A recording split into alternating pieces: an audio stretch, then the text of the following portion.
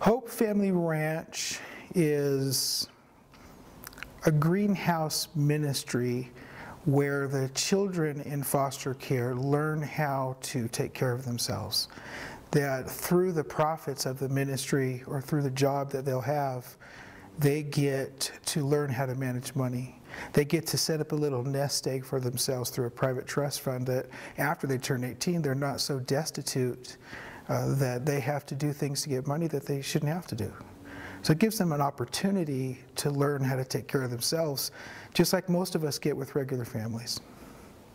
My wife and I decided that we wanted to adopt from foster care.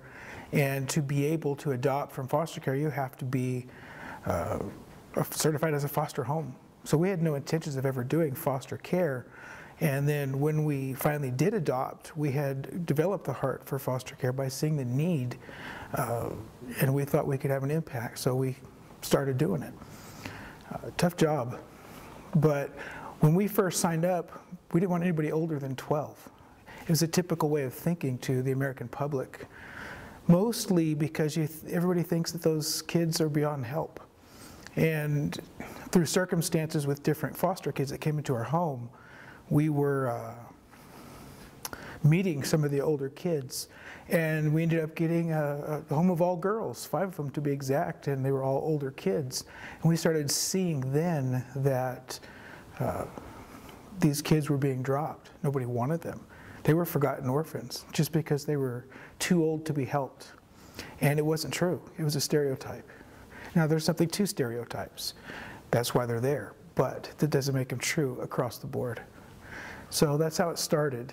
Started seeing a need and started experiencing the need.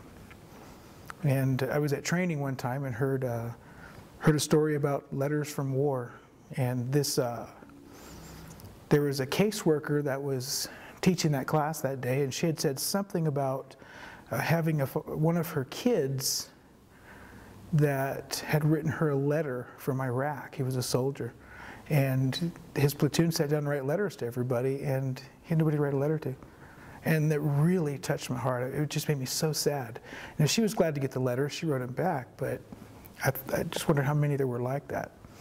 And through a few more stories similar to that, I started wondering what could be done for these kids that are just completely forgotten. And I started learning some pretty terrible stats as what's happening to them after they turn 18. The system just kicks them to the curb. I started learning about some serious statistics about the foster kids that were in prison, foster kids that were homeless because they didn't have a family. They went through the system through no fault of their own and were ending up on the streets because when they turn 18, if they don't stay in school, the system says you can't stay in foster care. Now, a foster family could keep them, but if that's how they're making their living, they don't get paid for them. So there's this little conflict of interest, and usually the kids are the ones that end up paying the price. So these young people, once they turn 18, end up on the street, 40%, and it's just heartbreaking. And 60% of the prisons are filled with kids that have been in foster care. It's just, it's devastating. So one day I was driving and saw an abandoned horse ranch, and I pulled over and started walking around in it, and I asked God, just if you put me in here, I'll take care of the kids. And that was how Hope Family Ranch started, with that simple driving by and pulling over that one day. And it just kind of kept going from there.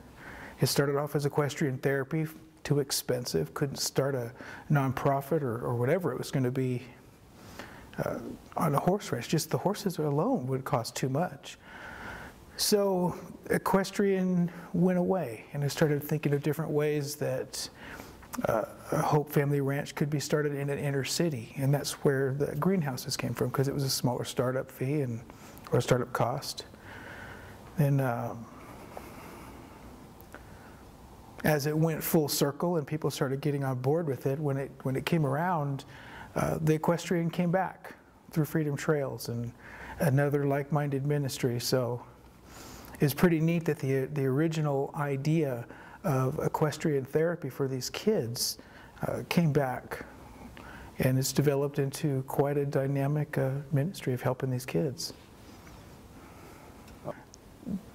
they just fall flat on their face. They don't survive.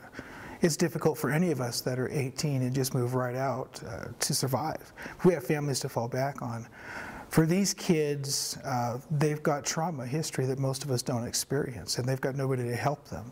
So typically they end up on drugs, self-medicating, and then end up in prisons. If they don't end up in prison, then they're on the street. So many of them just don't survive. It's a terrible thing. Hope Family Ranch helps them before they're 18. So many different people have tried this to help them once they turn 18, but it's such a daunting task that everybody fails. What's different about Hope Family Ranch is that they're doing it before they're 18. Typically, when a kid turns 13 years old, and I'm guilty of the same thought process, when a kid turns 13 in foster care, they're too old to be adopted. It shouldn't be true, but it is.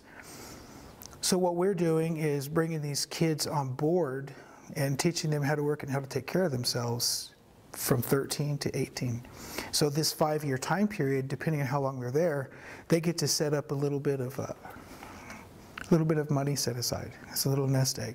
And it's done through a private trust fund where there will be somebody there that governs the money. They can't just take it, but it's there to help them survive with their bills. Help them bridge that gap from 18 to 22 when most of us are trying to learn how to do it. Well, aside from a Hope Family Ranch kid, a Forever Family is what we all enjoy as regular people that didn't have to deal with the foster care system. So a Forever Family is a family that never goes away. For you, Christmases, birthdays, holidays, whatever it is, we have that. And I'd like to say after what I've seen, we're spoiled by having that. But these kids need somebody for their entire life. So a Forever Family is exactly what it says. It's a forever family.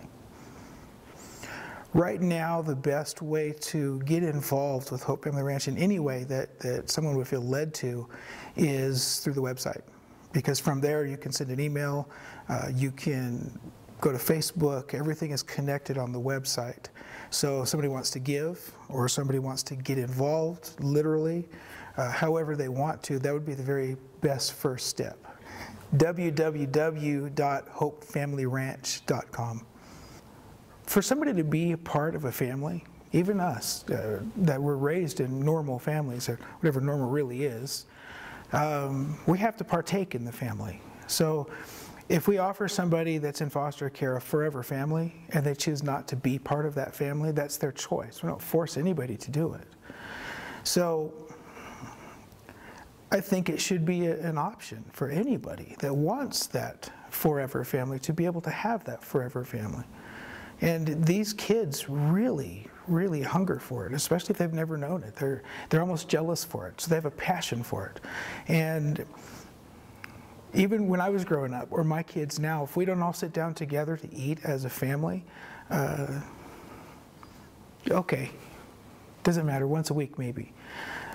But when the foster kids started coming into our home, they demanded, we need to have dinner together. It was strange that it was so important to them. It's because they're missing that. And they really, really long for it. And when they start getting it, there's huge positive results. It's amazing. It's astounding the difference you see in a child. We've had kids come for weeks, we've had kids come for months, and kids come for years now. And they always stay in touch with us. But to see them be part of a family that they know really cares about them and gives them those simple things that we took for granted, it has huge impact on how they think, how they act, and how they feel, how they treat others. The vision is 5 and 50 and 5 as a minimum, which means 5 ranches in 50 states in 5 years. So typically in any business startup, profit or nonprofit, you have a 2-year failure rate that's pretty big. We've gone through the first year and we're still going forward, so we feel like we're being blessed. By the time we hit our 2nd year, I expect to have 3 ranches fully operating and supporting these kids that are in foster care.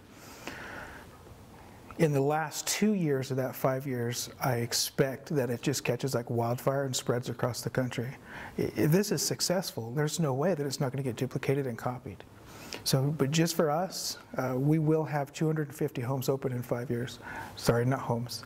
We will have 250 ranches operating. Each ranch will support at least 5 homes with a number of kids. our little girl, she's not so little anymore, but when we adopted her, Bailey, she had an older sister that was 6 or 7 years older than her. And we met her a couple times, not too much there. She wasn't interested in us. But through the years, she started to come around a little bit worried about her not having a family, or she was worried about not having a family, and inadvertently became one of our kids. And she would be a good example of somebody that needs that family.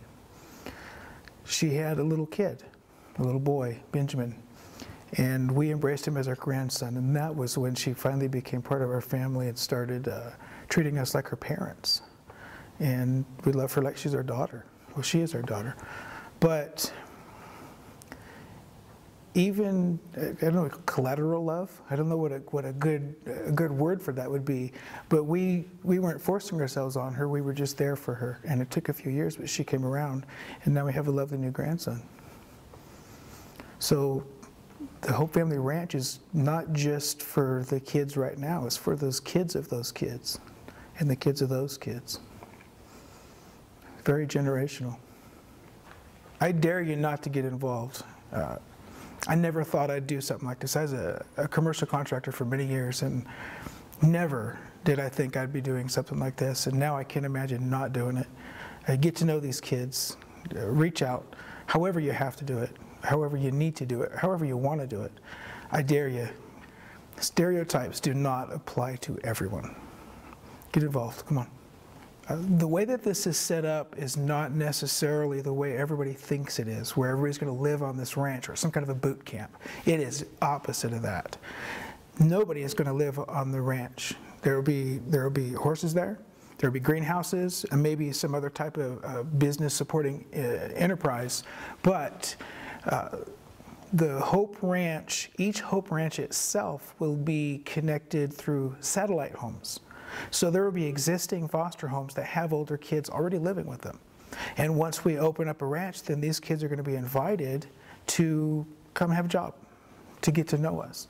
And when they work through the way that this will be set up, planting, the inside gardening in the greenhouses, or open air planting,